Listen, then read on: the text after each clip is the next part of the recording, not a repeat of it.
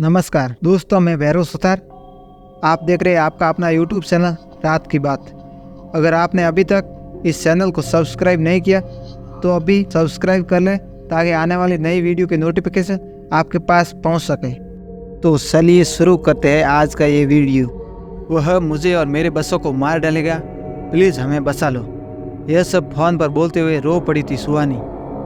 उसके सुंदर मुखड़े पर इस समय खौफ ही खौफ पसरा हुआ था। इससे पहले वो फ़ोन पर कुछ और बोलता पाती, फ़ोन उसके हाथों से छूट कर नीचे जा गया और डर के मारे उसकी आंखें फैलती चली गई, क्योंकि सामने कुछ ऐसा ही दृश्य था। उसके कमरे की खिड़की पर एक काली परछाई खड़ी थी जिसके लंबे बाल हवा में लहरा रहे थे। उसकी आंखें किसी हिंसक पशु की तरह अंधेरे में भी चमक रही थी। उसे देखकर सुहानी के मुंह से चीख निकल गई। उसे लग रहा था कि वह और उसका मासूम बच्चा अब मरने वाले हैं। दिमाग में जैसे साए साए हो रही थी। परछाई अब भी जोर जोर से ठहाके लगाने लगी थी। उसके शैतानी हंसी ने सुहानी के रहे सही हौसले भी पस्त कर दिए थे। वह आंखों में खौफ लिए अपनी जगह से धीरे धीरे पीछे हटने लगी। शरीर कांप रहा था। अब उसे बचने की अंतिम कोशिश के रूप में वहां से भागने में भलाई समझी। मासूम बच्चे को गोद में उठाकर वह घर से बाहर भागती चली गई। अंधेरे की गहन चादर चारों ओर फैली हुई थी। वह बेतहाशा भाग रही थी। भागते भागते उसकी सांसें तक ऊपर सी गई थी, इसलिए वह एक मकान की दीवार के सहारे खड़े होकर हाँफने लगी थी। इससे पहले कि वह अपने सांसों को ठीक से नियंत्रित कर पाती, उसके कानों में घुर्राहट सी पड़ी। भय के मारे उसकी नजरें आवाज़ की दिशा में उठ गई। उसी पल एक जोरदार चीख उसके मुंह से निकल पड़ी। वही शैतानी परछाई उसे थोड़ी दूर हवा में लहरा रही थी। उसकी आंखों में खौफनाक भाव थे। वहां से भागने के प्रयास में सुहानी लड़खड़ाकर जमीन पर जा गिरी, मगर बच्चे को उसने खुद से जुड़ा नहीं होने दिया और कसकर अपनी बाहों में भेज लिया। खूनी अट्टहास करते हुए शैतानी परछाई उस पर किसी बाज की तरह झपटी। उसी समय डर के मारे सुहानी ने आंखें बंद कर ली। क्या वह खुद को और अपने बच्चों को बचा पाई या फिर उस शैतान का शिकार बन गई? वह शैतानी बला क्या थी और उसके पीछे क्यों पड़ी थी? यह सब जानने के लिए आई चलते हैं ठीक 2 महीने पहले, जब सुहानी की खुशनुमा जिंदगी में धीरे धीरे एक तूफान की शुरुआत हुई थी। एक ऐसा तूफान जिसने उसका सब कुछ तहस नहस कर डाला था। और आज वो और उसका मासूम बच्चा मौत के मुंह में जा पहुंचे थे। आदमी को वर्तमान में अधिकतर कोई दुख या फिर कोई चिंता नहीं सताती है। या तो वह अपने भविष्य को लेकर डरा रहता है या फिर उसको बीता हुआ कल उसे खसोड़ता रहता है। और अगर ऐसे में किसी का अतीत सुहानी की तरह बहुत ही डरावना रहा हो तो वह इंसान शायद ही उसे कभी भूल पाए। सुहानी की उम्र उस समय मुश्किल से 24 या 25 के आसपास रही होगी।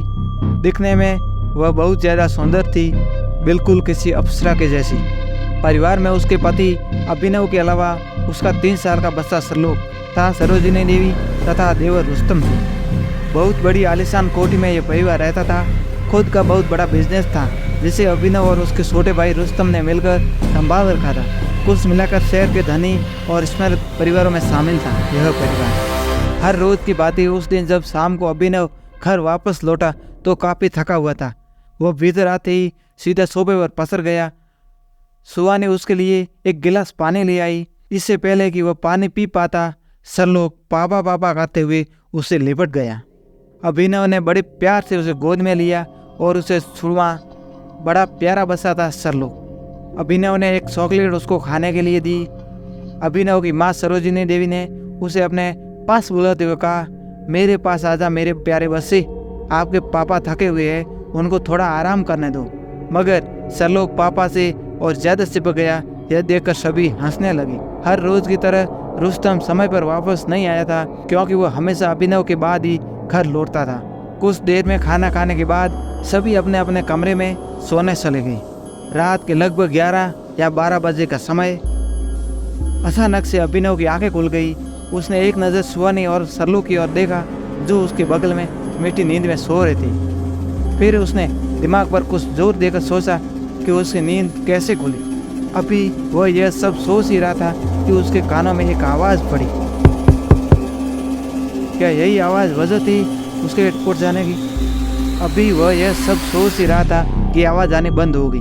कुछ पल जागते रहने के बाद वो फिर से सोने का प्रयास करने लगा, मगर जब उसने आंखें बंद की फिर से, अब उसने ध्यान दिया कि यह आवाज़ें कहीं ऊपर छत से आ रही है। कुछ सोचते हुए वह बिस्तर से नीचे उतरा और धीरे धीरे दबे पांव सीढ़ियों के जरिए ऊपर की तरफ चल दिया। वह एक एक कदम रखते हुए पता नहीं क्यों आज घबरा रहा था। अपना ही तो घर है, वो घर जिसमें आज तक कोई अनहोनी नहीं हुई, सारा समय हंसी खुशी में बीता है, फिर आज क्यों थोड़ा मन सा घबरा रहा है। यह सब अभिनव समझ नहीं पा रहा था। शायद पिछले दिनों कुछ अजीब घटनाओं के कारण ही ऐसा हो। यही सब सोचते हुए वह ऊपर छत तक जा पहुंचा, मगर कहीं भी कोई मौजूद नहीं था सिवाय रात के सन्नाटे की। चांदनी रात थी, इसलिए हर तरफ चंद्रमा का भरपूर प्रकाश फैला हुआ था। मंद मंद हवा चल रही थी। कुछ मिनटों तक वहां रहने के बाद वो वापस नीचे की ओर चल पड़ा था। ठीक उसी समय उसके बेडरूम में एक काली परछाई सुहानी की और सल्लो के सिर पर मंडराने लगी थी। वह कोई औरत लग रही थी जिसका हुलिया बहुत डरावना था। बड़े बड़े नुकीले दांत, बिल्कुल सफ़ेद पुतलियाँ, बड़े बड़े नाखून, एक काला लबादा सा उड़े हुई थी। लंबे बाल बिखर कर उलझे हुए थे, जिससे वह और भी भयानक दिख रही थी। बिखरे बालों का बड़ा हिस्सा चेहरे पर भी फैला हुआ था, जिसके कारण उसका आधा शरीर ढका हुआ था। वह खूंखार नज़रों से सुहानी के पास लेटे हुए सरलोक को देख रही थी। उसके इरादे खतरनाक मालूम पड़ रहे थे। जिस समय अभिनव ने बेडरूम में कदम रखे, उसी समय एक हौलनाक दृश्य उसकी आंखों के सामने था, जिसे देखकर वह दहल गया। एक सुड़ेल सल्लो की गर्दन में दांत गड़ाए उसका लहू पी रही थी। उसका मुंह खून से सना हुआ था। लड़खड़ाकर गिर पड़ा अभिनव यह मंजर देखकर, और उसके मुंह से सीखें निकली। नहीं। सुहानी ने उसे झंझोड़ते हुए उठाया। क्या हुआ अभिनव, तुम सीखे क्यों? कोई बुरा सपना देखा क्या तुमने? हाँ, ये एक बुरा सपना ही था, बहुत बुरा, जिसे अभिनव ने देखा था। जब उसने आंखें खोली तो देखा कि उसके ऊपर सुहानी झुकी हुई थी और उसे संभाल रही थी। काफ़ी देर के बाद जब वो कुछ सामान्य हुआ तो सुहानी ने उसे पूछा कि तुमने ऐसा क्या देखा जो तुम यूँ सीख पड़ी? कुछ नहीं, बस यूँ ही थोड़ा। यह कहते हुए अभिनव फिर से बिस्तर पर लेटा और सोने की कोशिश करने लगा। रात को 1 बजे ऐसा खौफनाक सपना आने का क्या मतलब है? क्या यह एक बुरा सपना भर था? वह सोच रहा था, मगर फिर उसके दिमाग में वह सब चलने लगा जो पिछले कई दिनों से उसके साथ घट रहा था। उसे कुछ अजीब से अनुभव हो रहे थे आजकल। जैसे ऑफिस से वापस लौटते समय रास्ते में एक भिखारीन उसे पैसे मांगने लगी। जब उसने कार का शीशा उतारकर उसकी तरफ पैसे बढ़ाए तो वह ठाके मार मार के हंसने लगी, किसी पागल की तरह। धीरे धीरे उसके चेहरे का रंग भी हरा हो गया, जो कि पहले एकदम सामान्य ही था। अभिनव ये देखकर एकदम से घबरा सा गया। उसने हड़बड़ाकर हाथ वापस किया, शीशा सटाया और कार वहाँ से भगा दी। थोड़ा आगे जाने पर उसे एक बार फिर से गाड़ी रोकी और फिर से मुड़कर उसने एक भिखारीन की ओर देखा। अब हैरत से उछल पड़ा, क्योंकि वह बिल्कुल सामान्य दिख रही थी। आते जाते लोगों से भीख मांग रही थी। अभिनव सोच में पड़ गया कि यह सब क्या था। क्या यह उसका भ्रम मात्र था? मगर नहीं, यह सब अजीब घटनाएं उसके साथ घट रही थी, जिसका पता उसे जल्द ही लग चुका था। क्योंकि उसके बाद तो बहुत बार अलग अलग जगह पर उसे बहुत बुरे अनुभव हुए। जैसे होटल में खाना खाने के लिए जब उसने प्लेट की ओर हाथ बढ़ाया तो वह चौंक पड़ा, क्योंकि प्लेट में बड़े बड़े कीड़े रेंग रहे थे। उसे यह देखकर उबकाई सी आ गई। और इन सबसे बढ़कर आज एक भयानक सपना।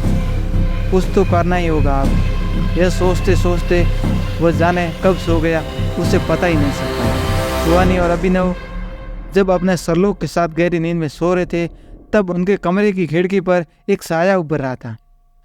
आश्चर्य की बात यह थी कि वही चुड़ैल थी जो अभिनव ने कुछ देर पहले सपने में देखी थी। इस समय वह खिड़की के पास खड़ी उन तीनों को खूनी निगाह से घूर रही थी। उसके इरादों में एक वैश्य दिख रहा था। क्या आने वाला समय अभिनव और उसके परिवार के लिए बहुत बुरा होने वाला था? इसके लिए देखते रहिए नेक्स्ट एपिसोड। तब तक के लिए बाय बाय।